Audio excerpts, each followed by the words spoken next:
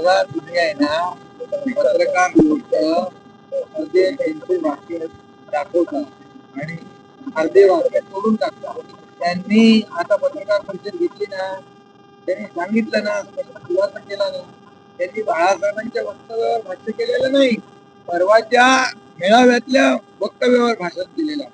बाळासाहेब आमचं दैवत आहे आणि बाळासाहेबांचा अनादर कुणीच करू शकत नाही. किरण पावसकर एखादा शिक्षण काय राजकीय त्यांच्या वडिलांच्या हत्येचा विषय आहे, त्यामुळे त्यांचं जे काही राजकीय काय आहे, परंतु आता ते जे आलेले आहेत त्यांच्या त्या भूमिकेच्या बरोबर आम्ही सुद्धा आहोत, त्यांच्या पाठीशी आम्ही उभे आहोत. कारण फक्त विकास प्रकल्प नाही, त्यांच्या प्रत्येक अडीअडचणीमध्ये शिवसेना त्यांच्या सोबत राहणार माहिती नाही. आणि तुम्हाला कोणी सांगितलं काय सांगितलं, तुमचा अजेंडा हा विकास. तुम्ही पॉझिटिव्ह कधी काही विचारलं का, निगेटिव्ह तुम्हाला विचारायला सांगितलं. सकारात्मक पत्रकारांनी जायला पाहिजे आणि चांगलं कुठे घडत असेल त्याला तुम्ही सपोर्ट केला पाहिजे.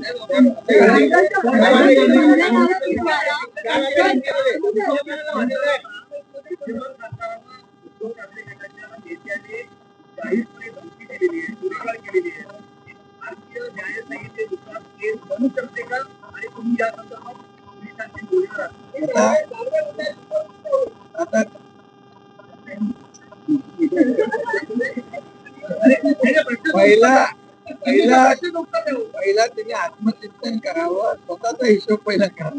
मी सांगतो, कायदा हातात घेण्याचा अधिकार कोणाला नाही. कायदा सुव्यवस्था राखण्याची जबाबदारी शिवसेनेची आहे. आणि कोणाला त्यांनी म्हटलेलं आहे, संजय पाटील स्वतः दबंग आहे आणि अशा धमक्यांना या अशा पोकळ धमक्यांना ते घाबरत नाहीत, घाबरणार नाही.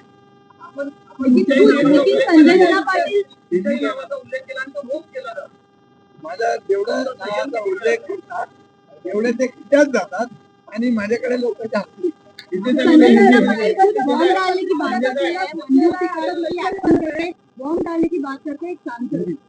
देखिए ये तो लोकशाही के खिलाफ, मैं उस पर कोई टिप्पणी करना नहीं चाहता. जो लोक प्रतिनिधि होने के बावजूद ऐसे बेतुनी बातें करता है, गंदी बातें करता है, उस पर मैं क्या बोलूँगा. मुझे अभी उस पर बात कुछ करनी नहीं है. हमारे जो सांसद है, ये सांसद जो है ये डेवलपमेंट के लिए आए हैं और हम किसी को अड़ाने के लिए नहीं, किसी को उड़ाने के लिए नहीं, हम शिवसेना बढ़ाने के लिए आए. कल 4 विधायक एब्सेंट थे, आगे सूचना और बढ़ेगी. आने वाले दिनों में देख पाएंगे विधायक. ये बात आप उनको पूछिए, मुझे पूछने की आवश्यकता नहीं. कल का झटका उनको बहुत जोर का बैठा है. आज सदन में उसके परिणाम दिख रहे थे. उनका संतुलन बिगड़ चुका है.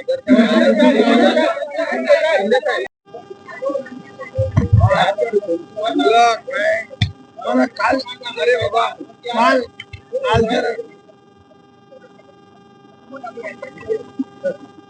तर तुम्हाला बातमी दिली आहे. काय नवीन पाहिजे टायगर टायगर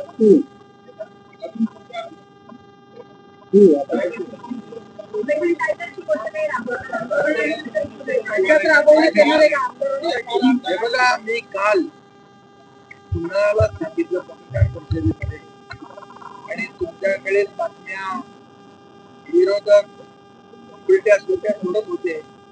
आमच्या संपर्कात आहे, तो आमच्या संपर्कात आहे, आमचं आहे, यांचं काही झालेलं नाही. मी काल 6च्या 6 खासदार तुमच्या पत्रकार परिषदेसमोर त्यांना आणलं आणि पत्रकार परिषदेमध्ये सर्व खुलासा काल केला. आणि पूर्णपणे कालच मी म्हणालो की आम्ही कुठलंही ऑपरेशन अर्धवट सोडत नाही, पूर्ण करतो, फुलफूट करतो. त्याप्रमाणे हजारांचं ऑपरेशन टायगर सक्सेसफुल झालं आणि त्या सगळ्या प्रक्रिया कायदेशीर आणि ज्या घटनात्मक प्रक्रिया आहेत त्या संपूर्णपणे पूर्ण झालेल्या आहेत. सगळे 6च्या 6 खासदार खुश आहेत.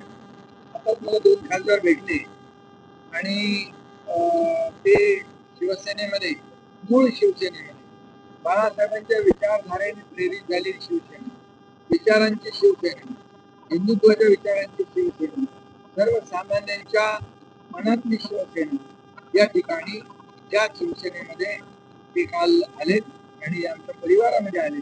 त्यामुळे ते खुश आहेत. आमचे आता अगोदरचे 7 खासदार, हे 6 खासदार, आता एक मोठी टीम तयार झालेली आहे. 13 खासदार आहेत. राज्यसभेमध्ये 2 खासदार, असे 15 खासदार, एक मोठी टीम या ठिकाणी तयार झालेली आहे. आणि त्यामुळे जे शिवसेना त्या भागामध्ये अधिक बळकट आणि अधिक मजबूत होईल आणि त्यामुळे त्या भागाच्या विकास कामांसाठी आजच आम्ही काही विभागांचा निधी जो आहे तो निधी त्यांचे प्रस्ताव आणायला सांगितले. काही निधी जो आहे त्यांना तात्काळ देण्याच्या सूचना देखील मी दिलेल्या आहेत.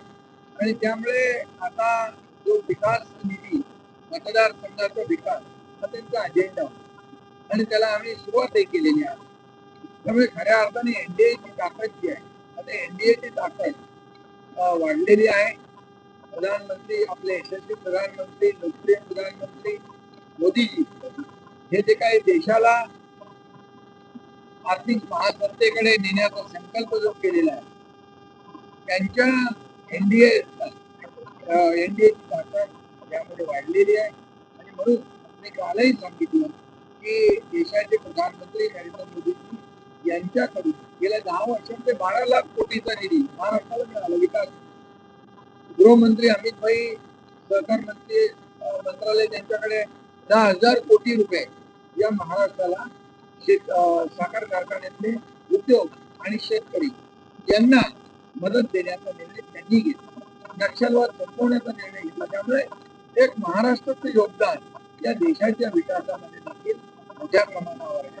आणि त्यामुळे मोदीजी देखील महाराष्ट्राला पैसे देताना कधी हात आकडता घेत नाहीत. म्हणून डबल इंजिनच्या सरकारमध्ये 6 खासदार आलेले आहेत आणि त्यांचं मी स्वागत केलं आहे. आणि खुश त्या गीतेंचा शब्द प्रवेश आलेला आहे आपल्याकडे. त्या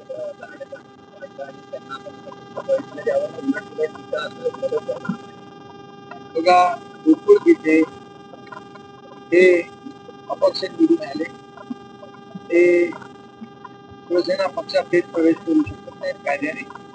आणि म्हणून त्यांनी शिवसेनेचे सहयोगी पक्ष म्हणून, सहयोगी सदस्य म्हणून त्यांनी काल शिवसेनेमध्ये माझ्याकडे इच्छा व्यक्त केली. माझ्या डॉक्टर श्रीकांत शिंदे संपर्कात होते आणि दराडेंना देखील या गोष्टीची कल्पना दिलेली आहे. आणि दराडे देखील म्हणाले की संघटना पक्ष या ठिकाणी त्याची ताकद वाढत असेल तर यामध्ये अशा प्रकारचे जे काही आपल्याला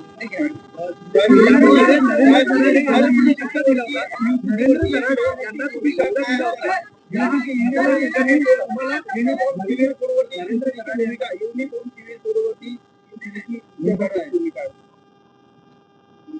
युनिफॉर्म सिव्हिल कोड जो आहे त्याच्यावर शिवसेनेची भूमिका पहिल्यापासून, कारण हिंदू हृदय सम्राट बाळासाहेब ठाकरेंची, आमच्या बाळासाहेबांची भूमिका पहिल्यापासून देशामध्ये समान नागरी कायदा असतो आणि तीच भूमिका आमची आहे.